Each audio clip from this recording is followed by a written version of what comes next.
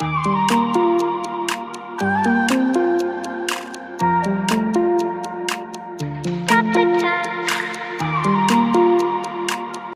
future leaders, today I am going to continue exercise 12.2 of area related to circle. So question number 7 हमारा क्या कह रहा है, त्रिज्या 12 सेंटीमीटर वाले वृत्त की कोई जीवा केंद्र पर 120 डिग्री का कोण अंतरित करती है, संगत वृत्तखंड का क्षेत्रफल ज्ञात कीजिए। तो देखिए हमारा क्वेश्चन में क्या कहा है ना कि एक वृत्त बनाया गया है और इस वृत्त के केंद्र से त्रिज्या खींचा गया है 12 सेंटीमीटर का और यहाँ पर भी 12 सेंटीमीटर का त्रिज्या और केंद्र पर 120 डिग्री का कोण बन रहा है। तो हमने यहाँ पर 120 डिग्री का कोण बना दिया। तो हमसे क्वेश्चन में क्या पूछा है ना, संगत वृत्तखंड का क्षेत्रफल, मतलब हमको संगत वृत्तखंड का क्षेत्रफल निकालना है। संगत वृत्तखंड का क्षेत्रफल, संगत वृत्तखंड इसमें हमारा क्या है, ये देखिए एक वृत्तखंड बन रहा है, ये वृत्तखंड हमारा क्या है, संगत वृत्तखंड है और इसी का हमको निकालना है क्षेत्रफल। ठीक, तो हम सबसे पहले नाम लिख देते हैं, यहां पर लिख देते हैं ए, यहां पर लिख देते हैं बी। तो देखिए हमको संगत वृत्तखंड का क्षेत्रफल निकालना है, मतलब इस छायांकित भाग का क्षेत्रफल निकालना है। तो हमने आपको इसका तरीका बता दिया है कि संगत वृत्तखंड का क्षेत्रफल कैसे निकालते हैं। सबसे पहले हम क्या करेंगे, जैसा कि हम लोगों ने पिछले साल में किया था, सेम टू सेम इसमें भी हमको वही काम करना है। संगत वृत्तखंड इसका क्षेत्रफल निकालने के लिए सबसे पहले हमको क्या करना पड़ेगा, सबसे पहले हमको पूरा क्षेत्रफल निकालना पड़ेगा। यहां से यहां तक पूरा कितना क्षेत्रफल होगा ये हमको निकालना पड़ेगा। और ये पूरा है क्या, एक त्रिज्यखंड है, मतलब कि हमको त्रिज्यखंड का क्षेत्रफल निकालना है। तो लिख दीजिए त्रिज्यखंड का क्षेत्रफल। ठीक, माइनस अगर हम इस त्रिज्यखंड के क्षेत्रफल में से इस त्रिभुज के क्षेत्रफल को घटा दे, ए ओ बी, ये एक ट्रायंगल बन रहा है ना, तो area triangle A O B, अगर हम त्रिज्यखंड का क्षेत्रफल निकाल लें, मतलब यहां से यहां तक पूरा क्षेत्रफल निकाल लें और इस त्रिभुज का क्षेत्रफल निकाल लें और त्रिज्यखंड का जो क्षेत्रफल है उसमें से हम घटा दें त्रिभुज का क्षेत्रफल, तो हमारा वृत्तखंड का क्षेत्रफल निकल जाएगा। ये हमने आपको प्रैक्टिकली करके बताया भी था कि इसका क्षेत्रफल कैसे निकलेगा। सबसे पहले हमने क्या किया था, ये जो पूरा त्रिज्यखंड है इसको हमने बड़ा बना लिया था। उसके बाद हमने क्या किया था, उस बड़े त्रिज्यखंड में से हमने इस छोटे वाले जो त्रिभुज बन रहा है ए ओ बी, इसको हमने बाहर निकाल लिया था। तो हमारा बचा क्या था, हमारा केवल यही बचा था और हमको इसी का ही तो क्षेत्रफल निकालना था। तो इसीलिए हमारा फॉर्मूला बन गया, संगत वृत्तखंड का क्षेत्रफल बराबर त्रिज्यखंड का क्षेत्रफल minus area triangle A O B. ठीक, एक बार फिर से इसका क्षेत्रफल निकालना है तो हम क्या करेंगे, पूरे त्रिज्यखंड में से ए ओ बी, मतलब यहां से यहां तक पूरा कितना त्रिज्यखंड है उसका क्षेत्रफल हम पहले निकाल लेंगे, फिर त्रिभुज का क्षेत्रफल निकाल लेंगे, फिर हम घटा देंगे, हमारा आ जाएगा आंसर। ठीक, तो पहले हम क्या करेंगे, त्रिज्यखंड का क्षेत्रफल निकालेंगे। जैसे ही त्रिज्यखंड का क्षेत्रफल निकाल लेंगे, यहाँ पर मान लिख देंगे, इसी प्रकार त्रिभुज ए ओ बी का क्षेत्रफल निकालेंगे, यहाँ पर मान रख देंगे, फिर दोनों घटा देंगे, हमारा आ जाएगा वृत्तखंड का क्षेत्रफल। सिंपल। तो त्रिज्यखंड का क्षेत्रफल बराबर,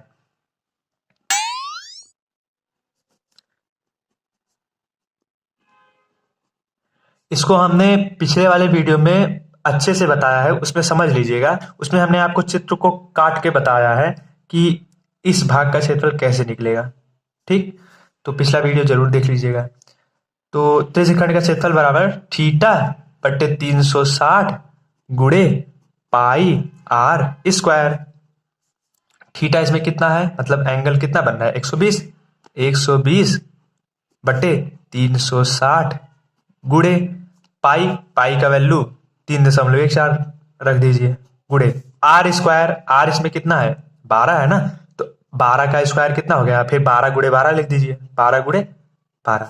ठीक, तो इसको सॉल्व करेंगे तो हमारा आ जाएगा 150.72 सेंटीमीटर स्क्वायर, जब इसको हम सॉल्व करेंगे। अब देखिए एरिया निकालना है, इसका एरिया तो हमारा निकल गया, ठीक, इतना 150.72 सेंटीमीटर स्क्वायर। अब हमको एरिया निकालना है ट्रायंगल ए ओ बी का। Area triangle A O B बराबर, देखिए जैसा कि हम लोगों ने पिछले क्वेश्चन में किया था, पिछले क्वेश्चन में हमारा क्या था ना कि दो भुजाएं बराबर रहती थी। इसमें भी देखिए दो भुजाएं आपस में क्या है, बराबर है। दो भुजाएं बराबर रहती थी और उनके बीच जो कोण बनता था 60 अंश का बनता था। तो अगर किसी त्रिभुज में दो भुजाएं बराबर हों और एक कोण 60 अंश का हो तो वो कौन सा त्रिभुज होगा, समबाहु त्रिभुज होगा। क्योंकि जब यहाँ पर 60 डिग्री का कोण बनेगा ना तो तीनों आपस में क्या हो जाएंगे, बराबर हो जाएंगे। लेकिन इसमें प्रॉब्लम ये आ गई, यहां पर ए ओ बी समबाहु त्रिभुज नहीं है। एक्चुअली में ये समबाहु त्रिभुज है, लेकिन प्रॉपर्टी के हिसाब से हमने आपको क्या बताया था कि एक ट्रायंगल दिए हो जिसमें दो भुजाएं आपस में बराबर हो, एक 60 डिग्री का हो, तो तीसरा भी आपस में क्या होगा, बराबर होगा, समबाहु त्रिभुज हो जाएगा। लेकिन यहां पर 120 डिग्री है ना, तो इसमें क्या करेंगे आप लोग, समबाहु त्रिभुज दिखाने के लिए एक फार्मूला है, उस फार्मूला को आप लोग लर्न कर लीजिएगा। फार्मूला है हमारा 1/2 ए स्क्वायर साइन थीटा। इस फॉर्मूले का यूज आप पिछले क्वेश्चन में भी कर सकते थे। ठीक, यहां पर थीटा की जगह पे पिछले क्वेश्चन में 60 रख देते हैं, लेकिन इसमें थीटा इसमें 120 है तो यहां पर हम 120 लिख देंगे। ठीक, तो चाहे आप ऐसे भी कर सकते हैं, चाहे आप वैसे भी कर सकते हैं। तो 1/2 गुणे ए स्क्वायर, ए कितना है, 12 है, तो 12 गुणे 12 हो जाएगा, गुणे साइन थीटा लिखा है, थीटा का वैल्यू इसमें कितना है, 120, 120 लिख दीजिए।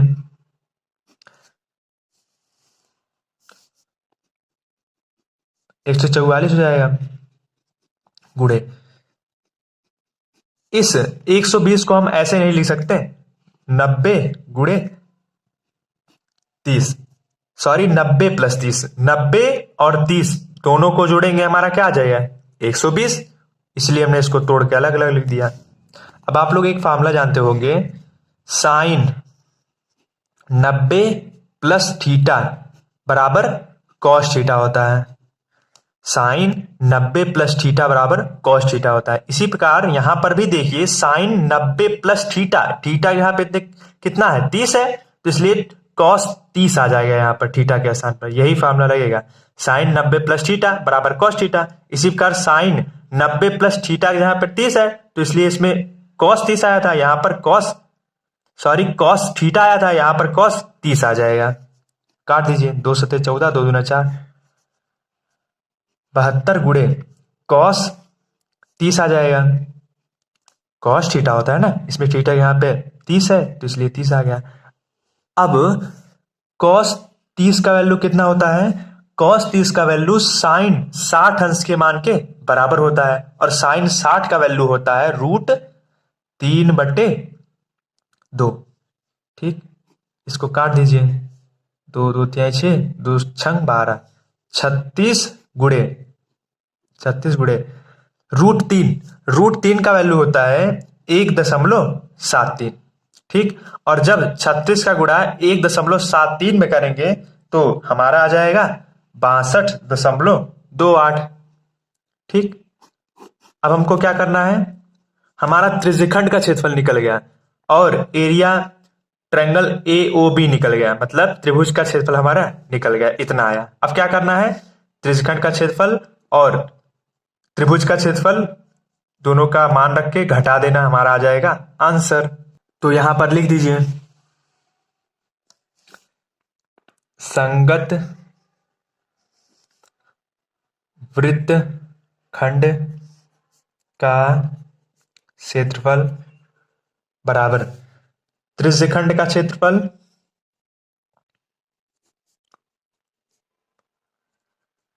माइनस त्रिभुज का क्षेत्रफल, यानी त्रिभुज एओबी का क्षेत्रफल। तो त्रिज्यखंड का क्षेत्रफल हमारा आया है 150.72 माइनस ट्रायंगल एओबी का क्षेत्रफल। AOB कितना आया है? 62.28। यहाँ पर लिख दीजिए 62.28। 62.28। ठीक, तो इसको घटा देंगे, हमारा आ जाएगा 88.44 centimetre square answer. Okay, so now we will be start question number 8। तो क्वेश्चन नंबर 8 हमारा है, 15 मीटर भुजा वाले एक वर्गाकार घास के मैदान के एक कोने पर लगे खूंटे से एक घोड़े को 5 मीटर लंबी रस्सी से बांध दिया गया है। मैदान का उस भाग का क्षेत्रफल ज्ञात कीजिए जहां पर घोड़ा चर सकता है। तो हमारा क्वेश्चन में क्या दिया है ना कि 15 मीटर वर्गाकार घास का एक मैदान है। तो हमने वर्गाकार 15 मीटर का घास का मैदान बना लिया, और फिर क्या कहा है ना कि इस घास के मैदान के एक कोने पर, या फिर इस कोने पर, किसी एक कोने पर, इस कोने पर या इस कोने पर या इस कोने पर या इस कोने पर एक खूंटा बंधा है। तो हमने क्या किया, इस कोने पर मान लिया कि इस कोने पर खूंटा बंधा है, और इस खूंटे पर 5 मीटर लंबी एक रस्सी घोड़े से बांध दी गई है। मतलब यहां पर कहीं घोड़ा होगा। ठीक, और हमसे पूछा क्या गया है ना कि मैदान का उस भाग का क्षेत्रफल ज्ञात कीजिए जहां घोड़ा चर सकता है। अब आप लोग ही बताइए, खूंटा यहां पर है, मतलब जो रस्सी है यहां से यहां तक बांधी गई है, मतलब घोड़ा यहां पर होगा कहीं, यहीं पर तो घोड़ा होगा। तो बताइए आप ही लोग, घोड़ा कहाँ चढ़ सकता है? क्या घोड़ा यहां पर चढ़ सकता है? जी नहीं, नहीं चढ़ सकता, क्योंकि यहां पर 5 मीटर का रस्सी यहां से यहां तक ही है ना। तो यहां पर इसके आगे नहीं चढ़ सकता है। घोड़ा कहाँ कहाँ चढ़ सकता है? या फिर यहां चढ़ सकता है, या फिर यहां चढ़ सकता है, या फिर यहां चढ़ सकता है, या फिर यहां चढ़ सकता है। मतलब कि 5 मीटर के अंदर जितना भी रेंज है वहां तक घोड़ा आसानी से चढ़ सकता है। यहां पर नहीं चढ़ सकता घोड़ा। ठीक ना, तो यहां पर चढ़ सकता है, ना तो यहां पर चढ़ सकता है। क्यों? क्योंकि जो रस्सी की लंबाई है 5 ही मीटर है ना। तो घोड़ा 5 मीटर के अंदर, मतलब यहां से यहां तक, ये पूरा यहां से यहां तक पूरा चढ़ सकता है। इतना जो छायांकित भाग हमने आपको दर्शाया है, यहां से यहां तक वो कहीं भी चढ़ सकता है। मतलब 5 मीटर के अंदर कहीं भी चढ़ सकता है। अगर आप लोग ध्यान से देखेंगे तो हमको इसी का ही क्षेत्रफल निकालना है। ठीक, क्योंकि घोड़ा यहां तक तो ही चढ़ पाएगा, और इसी का क्षेत्रफल हमको निकालना है। तो इसका चित्र हम यहां पर बना लेते हैं ऐसे। और अगर आप लोग ध्यान से देखेंगे तो ये एक पिज्जा के आकार का बन रहा है। ठीक, ये देखिए यहां से यहां तक एक पिज्जा के आकार का बन रहा है। और पिज्जा किस आकार का होता है? त्रिज्यखंड के आकार का होता है ना। मतलब ये एक त्रिज्यखंड है। ठीक, ये एक क्या है? त्रिज्यखंड है, और हमको निकालना क्या है? त्रिज्यखंड का क्षेत्रफल। मतलब अगर हम इसका ये पूरा हम क्षेत्रफल निकाल लें, और ये पूरा है क्या? त्रिज्यखंड है। इसका क्षेत्रफल निकाल लेंगे तो हमको पता चल जाएगा कि 5 मीटर के अंदर घोड़ा कितने क्षेत्रफल तक चढ़ सकता है। ठीक, तो हमको इसका क्षेत्रफल निकालना है। हमने सोचा कि त्रिज्यखंड का क्षेत्रफल तो हम आराम से निकाल लेंगे, क्योंकि हमको त्रिज्यखंड के क्षेत्रफल का फॉर्मूला पता है, थीटा बट्टे 360 गुणे पाई आर स्क्वायर। हमको फार्मूला याद था। लेकिन फिर हमने सोचा कि हमारा आर का वैल्यू क्या है। आर का वैल्यू तो हमारा 5 सेंटीमीटर है ही, तो आर का वैल्यू तो हमको पता है। यहाँ पर पाई है, पाई का वैल्यू हमारा पता है। थीटा का वैल्यू नहीं पता। हमने सोचा थीटा का वैल्यू तो नहीं पता है, कैसे होगा ये। फिर हमको याद आया ना कि ये एक वर्ग है। ये पूरा क्या है? एक वर्ग है, और हमको पता है कि वर्ग सभी भुजाएं समकोण होती है। इसलिए यहां पर भी समकोण होगा, यहां पर भी समकोण होगा, यहां पर भी समकोण होगा, और यहां पर भी समकोण होगा। तो थीटा हमारा यहां पर कितना है? समकोण है, 90 है। तो इसलिए हम इस थीटा के जगह कितना लिखेंगे? 90 लिखेंगे। तो यहां पर लिख दीजिए 90/360 गुणे 3.14 गुणे आर स्क्वायर। आर का वैल्यू इसमें कितना है? 15 है, सॉरी 5 है। ये त्रिज्यखंड है हमारा, है ना। ये हमारा त्रिज्यखंड है। तो इसके अंदर जो हमारा त्रिज्या है, यानी आर का वैल्यू जो है 5 मीटर है। तो यहां पर लिख दीजिए 5 का स्क्वायर, या फिर 5 गुणे 5 लिख दीजिए। ओके, अब इसी को हमको करना है सॉल्व। तो इसको सॉल्व कर देंगे तो हमारा आ जाएगा 19.625 मीटर स्क्वायर। ओके, अब सेकंड पार्ट में हमारा क्या पूछा है, चरे जा सकने वाले क्षेत्रफल में वृद्धि यदि घोड़े को 5 मीटर लंबी रस्सी के स्थान पर 10 मीटर लंबी रस्सी से बांध दिया जाए तो घोड़ा कितना क्षेत्रफल तक चढ़ सकता है। ठीक, मतलब कि आपके क्वेश्चन में क्या कहा है ना, कुछ नहीं किया है, बस इस 5 मीटर वाले रस्सी के जगह पे इससे बड़ी रस्सी लगा दी। कितनी? 10 मीटर की रस्सी, मतलब इससे बड़ी। यहां से यहां तक मान लीजिए 10 सेंटीमीटर का होगा, 10 मीटर का होगा, तो यहां से यहां तक एक रस्सी ऐसे लगा दिया गया। ठीक, तो पूछा है कि कितना वृद्धि हुआ है, मतलब कितना चढ़ सकता है। तो हम इसमें आर का वैल्यू कितना रखेंगे, आर का वैल्यू इसमें 5 रखे थे, इसमें 10 रखेंगे। तो यहां पर लिख दीजिए 90/360 गुणे त्रिज्यखंड, तो हमारा ये भी है ना, ये भी तो हमारा एक त्रिज्यखंड बन रहा है, इसलिए हम त्रिज्यखंड का फॉर्मूला लगा रहे हैं।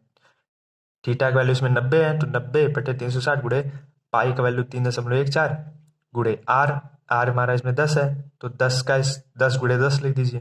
ठीक, तो इसको सॉल्व करेंगे तो हमारा आ जाएगा 78.50 मीटर स्क्वायर।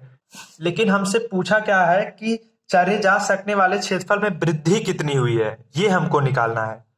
ठीक, देखिए जैसे अभी हम आपसे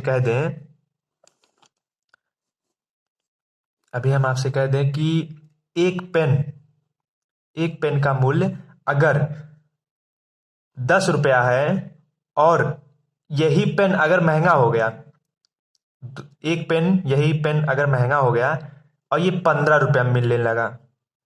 एक पेन कुछ समय पहले खरीदा गया था, वो 10 रुपए का था, लेकिन कुछ समय बाद वही पेन, एक पेन का मूल्य 15 रुपया हो गया, मतलब 5 रुपया बढ़ गया।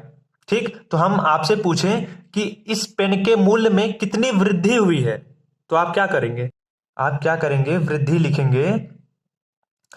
तो हम आपसे पूछ ले कि कितने रुपए की वृद्धि हुई, मतलब 10 रुपया था तो 10 रुपया था और फिर 15 रुपए का हो गया, तो कितने रुपए की वृद्धि हुई, 5 रुपए की वृद्धि हुई ना। तो 5 रुपया आपने कैसे निकाला, 15 में से 10 को घटा दिया, तो हमारा जो आया 5 रुपया आ गया। फिर से आपने एक मान लीजिए पेन खरीदा 10 रुपए में और वही पेन 15 रुपए का हो गया कुछ समय बाद, तो हम आपसे पूछे कितना रुपया का वृद्धि हुआ है, तो 5 रुपए की वृद्धि हुई है ना। 10 रुपया पहले था, 15 रुपए का महंगा हो गया, तो 5 रुपया ही तो हमारा बढ़ा है, तो वृद्धि हमारा कितना आ गया, 5 रुपया आ गया। इसी प्रकार इसमें भी हमारा जो वृद्धि निकालना है, कैसे निकालेंगे, जो 15 माइनस 10 किया गया था, इसी प्रकार यहां से यहां तक पूरा कितना है, हमसे वृद्धि पूछा है ना, तो यहां से यहां तक पूरा क्षेत्रफल कितना है, यहां से यहां तक 10, यहां से यहां तक जो त्रिज्यखंड है, यहां से यहां तक पूरा क्षेत्रफल हमने निकाला, कितना आया 78.50 मीटर स्क्वायर। तो यहां पर लिखेंगे चरे जा सकने वाले क्षेत्रफल में वृद्धि बराबर, तो यहां से यहां तक पूरा कितना है 78.50। ठीक, जैसे यहां पर 15 माइनस 10 किया गया था, मतलब जो बाद में पेन का मूल्य था उसको लिखा गया, मतलब 15 माइनस जो पहले था 10 था, फिर घटा दिया गया 5 है। इसी प्रकार जो पहले वाला हमारा त्रिज्यखंड का क्षेत्रफल निकला था, कितना आया था 19.625। इसको घटा देंगे तो हमारा आंसर आ जाएगा 58.875 मीटर स्क्वायर, यही हो जाएगा हमारा आंसर। ठीक, चरे जा सकने वाले क्षेत्रफल में वृद्धि हमने कैसे निकाला, पहले हमने 10 मीटर वाले त्रिज्यखंड का क्षेत्रफल निकाला। ठीक, 10 यहां पर हमने आर के जगह पे 10 रखा था, 10 रखा तो हमारा इतना आ गया, और फिर हमने शुरू में 5 मीटर का त्रिज्यखंड जो था उसका भी तो हमने क्षेत्रफल निकाला, उतना हमारा आया 19.625। फिर हमने 78.50 में से 19.625 को घटा दिया तो हमारा निकल गया आंसर। ओके, इसी प्रकार क्वेश्चन 8 हमारा कंप्लीट हुआ। Thank you.